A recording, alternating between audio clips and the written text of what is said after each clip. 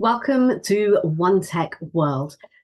Today's session is all about leveraging your competitive advantage to advance your career.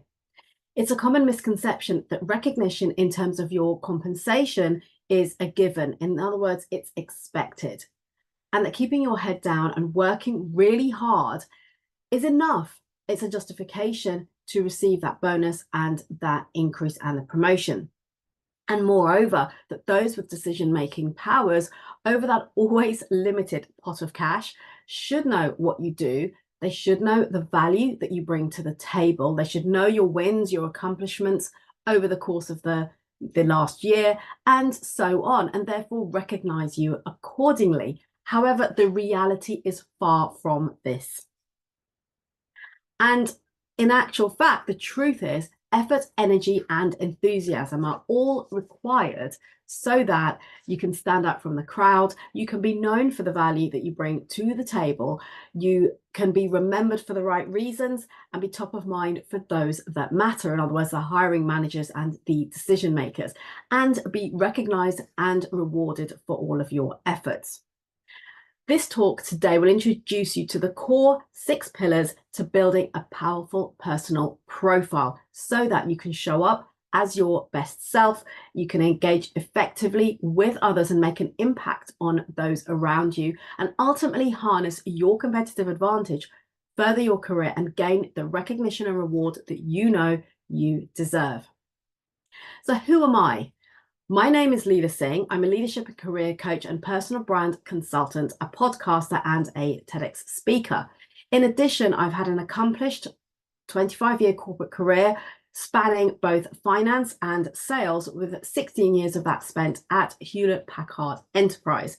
Today, I work with highly motivated career professionals up to CXO level and non-exec directors within the tech industry to establish their competitive advantage, to be best in class and accelerate their career by creating a powerful personal brand and showing up as their best self.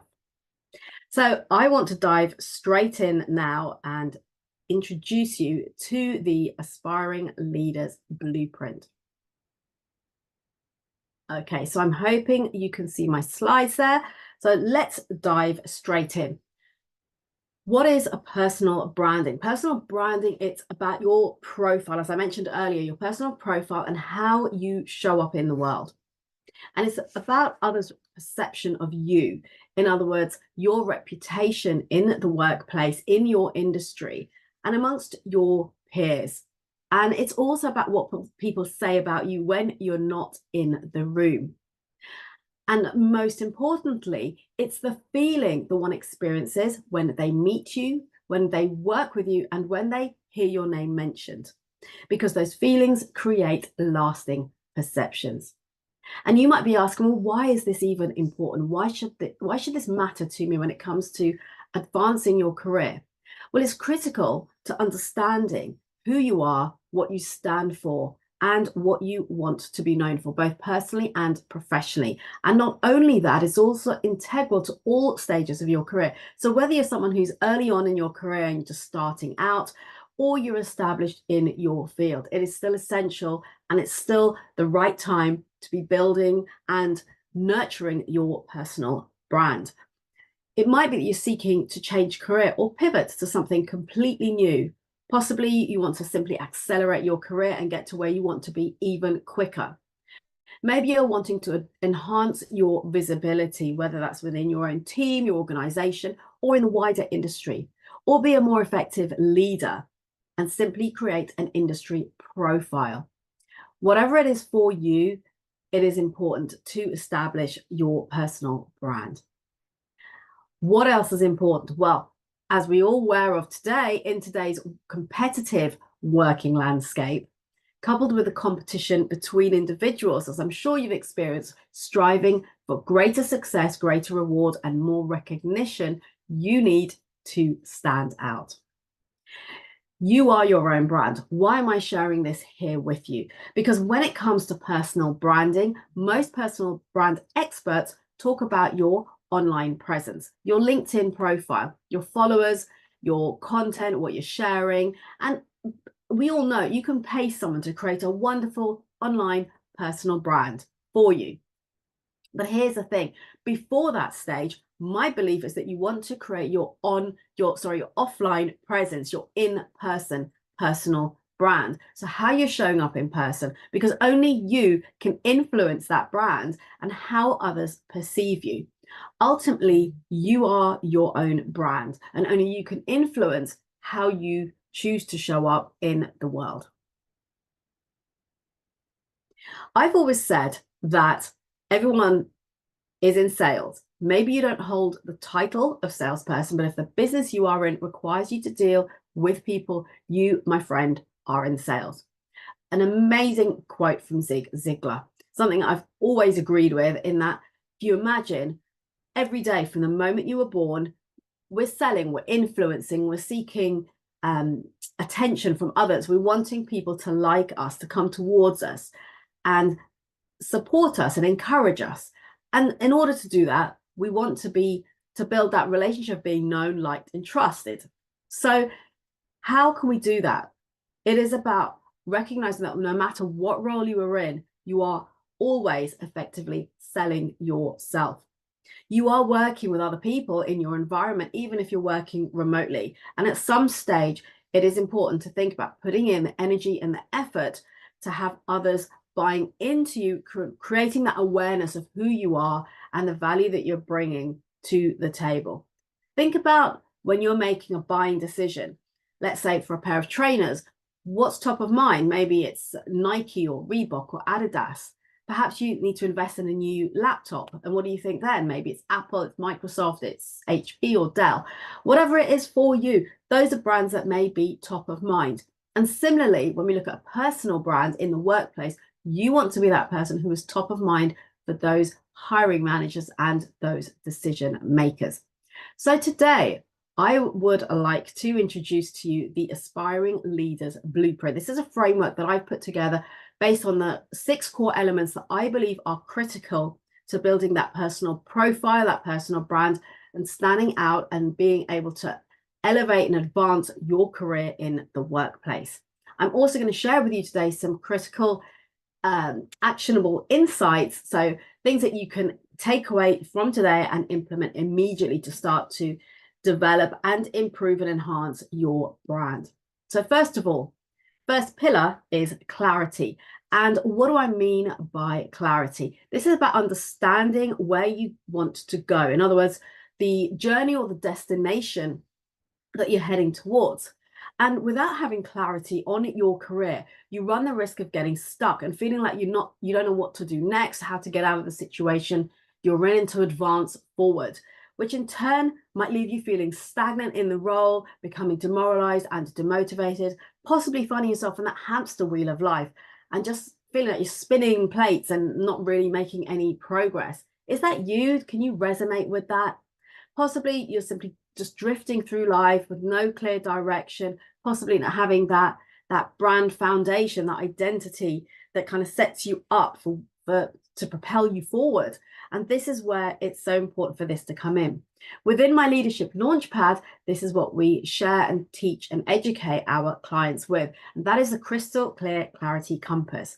Here, you get to establish a really clear direction of where you're heading, identifying the gaps to close. In other words, where are things missing that will help you to elevate that brand and really build that solid foundation for yourself.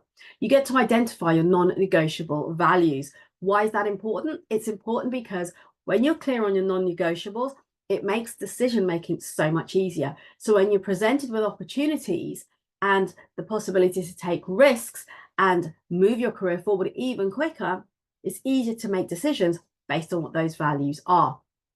In addition to that, you get clear on who you are, what you stand for, and the value that you are bringing to the world. And this will obviously help you when it comes to negotiating in terms of new opportunities, your compensation, and so much more. Also, you get to garner others' perceptions of you. In other words, showing up authentically as you and understanding whether who you want to be seen as and presented to the world as is the same way that other people perceive you, because often the way we perceive ourselves is not the way that others perceive us. So the first actionable insight to share with you today is leading on from that is about perceptions, which is one of the modules within this pillar of clarity.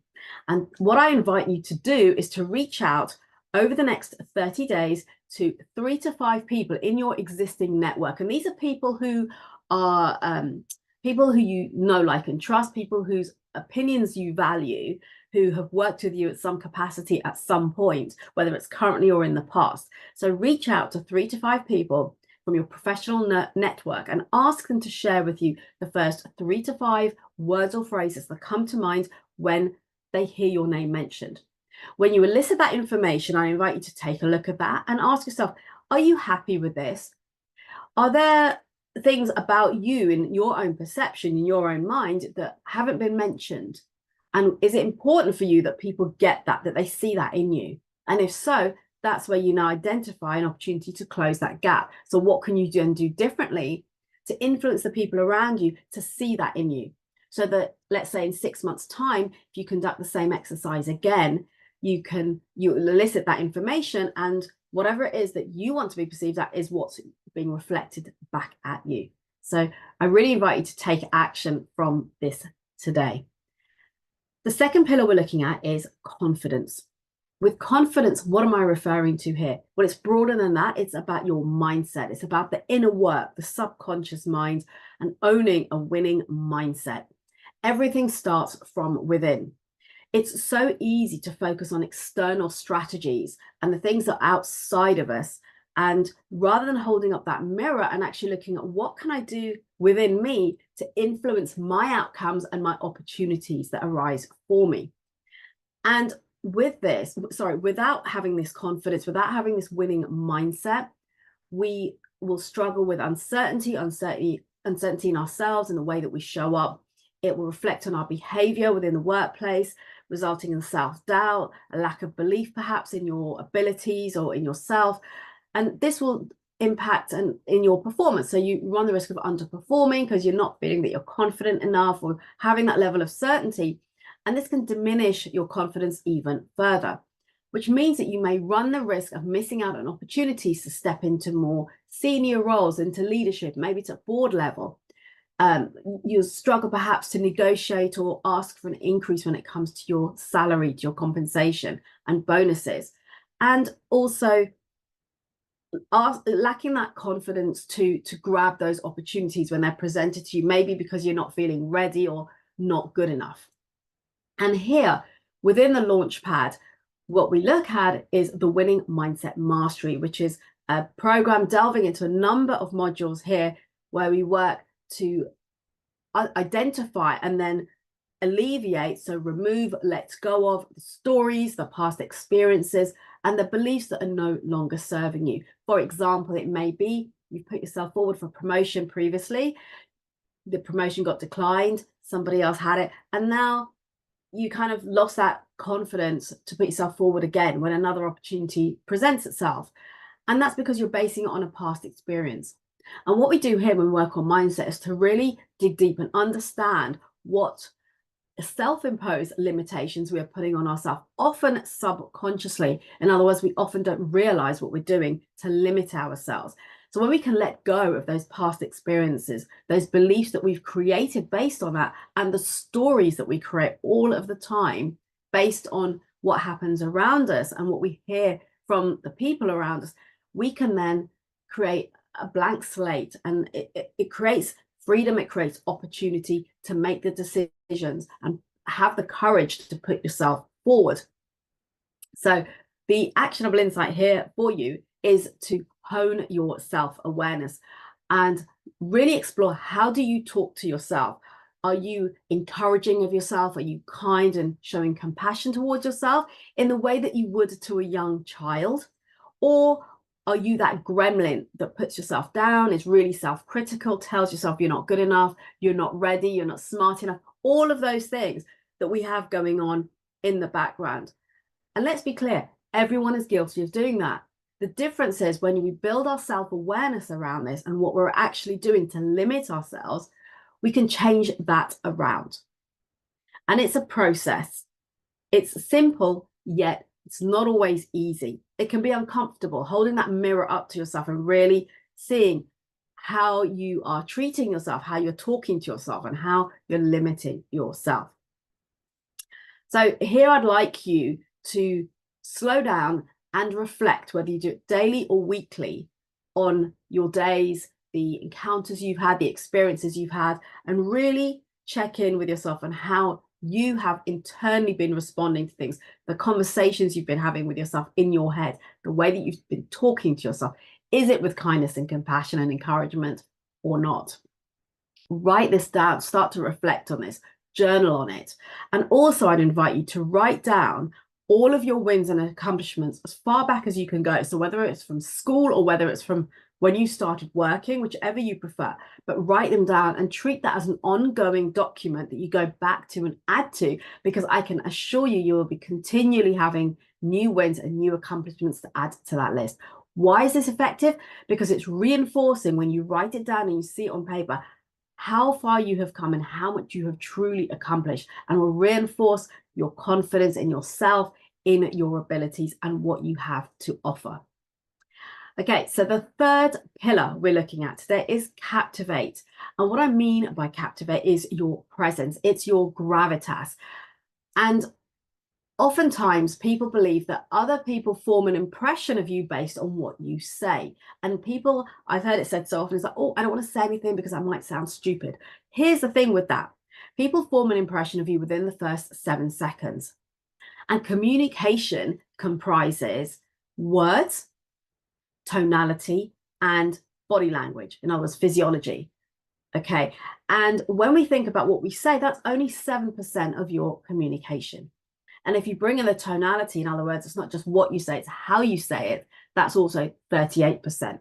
In other words, 55% of your communication is non-verbal. So people have already formed an impression of you before you've even uttered a word. Imagine that. So what can you do differently to create an even better impression of you, or first impression of you when you walk into a room, or to start to create shifts in the way people perceive you in the workplace? By not having gravitas, by not having that presence, you run the risk of becoming invisible, not being heard. It will reflect in your demeanor and the way that you carry yourself. People probably not take you seriously or not see you as an authority in your field, and are less likely to gravitate towards you. However, when you build a strong and powerful executive presence, people will gravitate towards you. They will want to be around you and listen to you and value your opinion, seek out your opinion even. And if you think about people that you look up to as role models, people you are sort of attracted towards within the workplace, people that you want to work for or listen to or seek out their opinions, think about their gravitas, their presence, their demeanor, and role model that. This isn't about faking it until you make it, but it's about really going in and understanding and reflecting on how are you showing up. Are you standing tall, shoulders back, head held high? Do you make eye contact? Do you smile? All of these things might sound small, but they are so incredibly effective. So the action for you today, you probably guessed already, is to look at your own body language, your physiology. In other words, your posture, how you sit when you're at your desk in a meeting, when you're in perhaps a meeting with a client, or on Teams or Zoom having a meeting, a remote meeting. What about when you're standing? Are you standing with equal weight on both feet, or do you stand in a relaxed manner with all the weight to one side? Because all of that makes a difference to how you feel within yourself, not only that, but how others perceive you. So this is so, so important because of the effectiveness of really shifting your body language to a way that is your, let's call it, power pose. So that's your takeaway from here, is to really look at honing your physiology, your body language, both on and offline. And we go into a lot more depth than this when we look at the priceless presence principles. And all of this is in the Leadership Launchpad, where there is where there is a lot of information, keep this simple, in terms of training and workbooks and exercises that you can do to really work on each of these areas. The fourth module that we're looking at, so the fourth pillar, is communicate. Now, we go back to what does this mean? Well, this is what it says on the tin. It's the 7% of the communication I mentioned earlier, your words and the way that you speak, being effective in the way that you communicate, being concise, being articulate. Without having effective communication, you run the risk of your listener, whether it's one person or an audience, becoming distracted, becoming disengaged, lacking certainty in what you're saying, and again, maybe not seeing you as an authority because of the way that you're conveying that information. They might get bored and move on, for example, at a networking event, if they were talking to you, and we've all been there. You do not want people to experience death by PowerPoint when you are presenting. So this is why it's important to really work on effective communication. And when you have nailed this, you will be far more engaging. You can deliver a compelling presentation and have more engaging conversations with people. People will be left wanting to hear more, wanting to talk to you, wanting to be around you. Imagine a sales pitch where two companies are delivering the exact same sales pitch, same offer, and one is delivering death by PowerPoint, one is delivering a really compelling, engaging presentation. Which one would you buy from? It's as simple as that. So your takeaway here is to really slow down and look at your delivery style when it comes to conversations, communication, again, whether it's one-to-one with a manager, with a member of your team, or in meetings and in presentations, and look at how you can make it more engaging, look at your tonality, look at asking questions and checking in with your audience and so forth.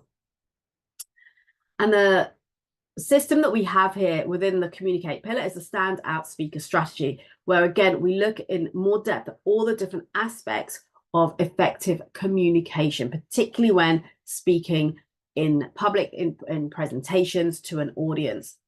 The fifth pillar that we have here is all around connection.